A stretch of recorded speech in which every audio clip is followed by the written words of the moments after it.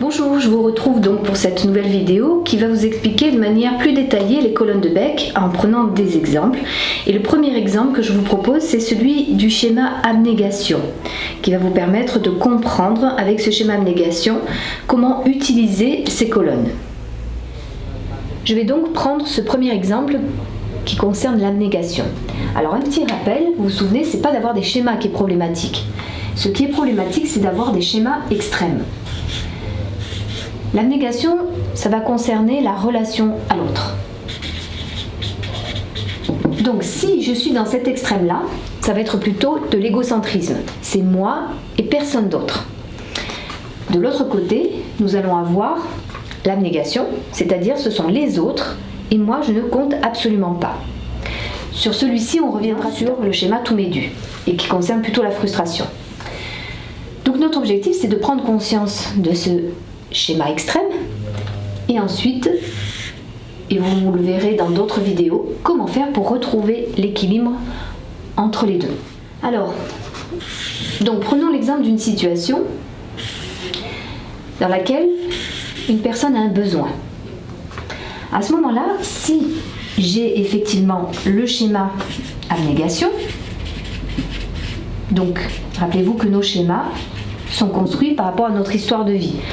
Je ferai une vidéo plus spécifiquement justement sur la construction de ces schémas et comment s'en libérer. Donc les schémas, vous vous souvenez, c'est comme des filtres au travers desquels nous percevons toutes les expériences de vie, donc toutes les situations. Ça va concerner soi-même, les autres, l'environnement et l'avenir. Donc imaginons que j'ai ce schéma abnégation. Dans une situation où je perçois un besoin, mon schéma va directement me créer des pensées au sujet de cette situation, c'est-à-dire une personne qui a un besoin. À ce moment-là, je vais me dire, je dois absolument l'aider, je dois répondre à son besoin. Parce que si je ne le fais pas, je ressens de la peur. Alors ça peut être peur d'être mal jugé, peur d'être critiqué, peur d'être rejeté, abandonné. Et il peut y avoir également, en complément de cette émotion, la culpabilité. Je me sens coupable si effectivement je ne réponds pas à ce besoin. Et on va voir que cette culpabilité, elle vient effectivement de la construction de ce schéma. Donc, comme je ressens de la peur et de la culpabilité, eh bien, pour supprimer cette émotion, je vais avoir tendance à mettre en place un comportement pour ne pas ressentir cette peur d'être mal jugé, critiqué, rejeté ou cette culpabilité. Donc, je vais avoir tendance à dire oui à la personne et à répondre à son besoin sans tenir compte de mes besoins.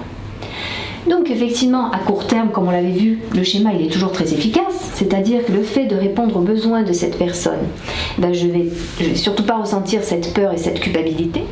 Et en plus, mon comportement, qui va influencer le comportement de la personne en face, va me renvoyer plutôt une image positive, du moins au début. Là où cet outil est très utile pour bien comprendre votre fonctionnement, c'est que, vous le voyez bien, l'émotion là ne vient pas de la situation, ne vient pas de la demande de la personne. Cela vient bien de la façon de penser la situation. Ça vient de notre schéma qui produit notre pensée sur la situation, qui donc produit notre émotion, et derrière on met en place un comportement pour supprimer une émotion qu'en fait on s'est soi-même créé du fait de ce schéma. Et c'est là l'origine de la souffrance. On a trop tendance à penser que nos émotions viennent des situations. Et donc, nos comportements, c'est d'agir sur les situations, sur les émotions. Je vais effectivement répondre aux besoins de la personne, comme ça je ne ressentirai pas cette émotion. Ou parfois, comme je l'avais dit sur la première vidéo des colonnes de Beck, je vais agir sur l'émotion directement, c'est-à-dire peut-être manger pour calmer mon stress, pour essayer de calmer cette peur. Mais évidemment, à court terme, ça peut fonctionner, à long terme, jamais. Alors pour quelle raison ça ne fonctionne jamais à long terme ? Tout simplement parce que, comme je l'ai dit là, votre comportement va influencer le comportement des autres. Donc qu'est-ce qui va se produire si vous dites toujours oui et vous répondez toujours aux besoins des autres ? Les autres, ils vont sans arrêt vous solliciter. Ou de plus en plus, vous allez avoir de plus en plus de personnes qui vont vous solliciter. Sauf qu'à un moment donné, vous allez peut-être être fatigué, vous allez être en perte d'énergie parce que vous êtes trop soucieux de répondre aux besoins qui augmentent au fur et à mesure. Alors c'est intéressant parce que pour moi, ça veut dire que la vie est en train de vous mettre un obstacle sur votre chemin et que tant que vous n'avez pas compris que la problématique vient de l'intérieur, donc là en l'occurrence de ce schéma, vous allez avoir tendance à chercher une solution à l'extérieur, mais que cette solution extérieure ne viendra pas.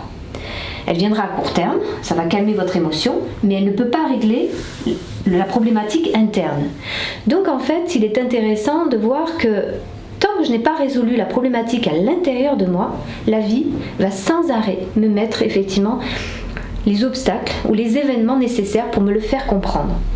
Le jour où effectivement je suis épuisée d'avoir aidé beaucoup de personnes et je vois très régulièrement des personnes justement épuisées. À ce moment-là, en fait, les personnes totalement épuisées n'ont plus d'énergie pour elles, n'ont plus d'énergie pour les autres. Et donc, lorsqu'on n'a plus d'énergie à répondre aux besoins des autres, eh bien, bizarrement, les autres, ils peuvent nous rejeter, nous abandonner. Et donc, au final, à long terme, on va appuyer sur cette même blessure que l'on souhaitait absolument supprimer. La peur, effectivement, d'être mal jugé ou d'être abandonné. Donc, c'est très important de comprendre ça.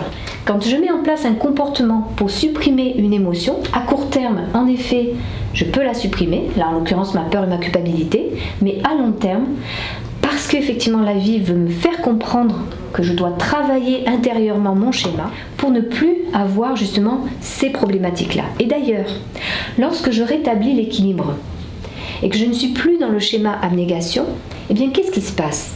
Je mets plus de limites aux autres. Donc les autres se heurtent à cette limite. Et comme ils se heurtent à cette limite, bien effectivement, en fait, je vais être moins sollicitée et je vais donc pouvoir rétablir cet équilibre.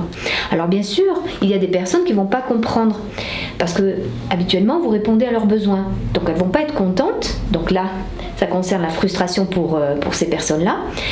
Mais ce qu'il est important de comprendre, c'est que vous n'êtes pas, vous, là, pour résoudre la problématique de frustration de la personne qui est en face de vous. Elle-même, du coup, elle doit utiliser ces colonnes-là pour comprendre que sa frustration ne vient pas de la situation, mais bien de ce qu'elle se dit sur la situation. C'est-à-dire, la personne doit répondre à mon besoin. Elle a cette exigence que l'autre doit répondre à son besoin. Si la personne n'y répond pas, elle se trouve dans la frustration. Et du coup, son comportement, c'est de, par exemple, culpabiliser la personne. Donc, moi, en l'occurrence, si c'est moi qui ai le schéma abnégation, et si je me sens coupable, eh bien, parfait, puisque j'ai ce schéma-là, donc je réponds à son besoin. Donc, une fois que je prends conscience que j'ai ce schéma abnégation, qui effectivement me crée des pensées sur les situations, des émotions et des comportements dysfonctionnels, que je travaille ce schéma à l'intérieur, j'ai donc moins de peur et de culpabilité. Du coup, mon comportement, j'apprends à dire non, donc cette fameuse limite.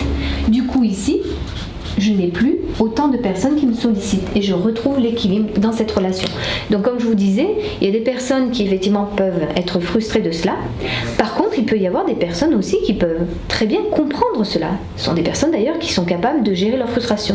Donc si je leur dis non, ça ne leur pose pas de problème.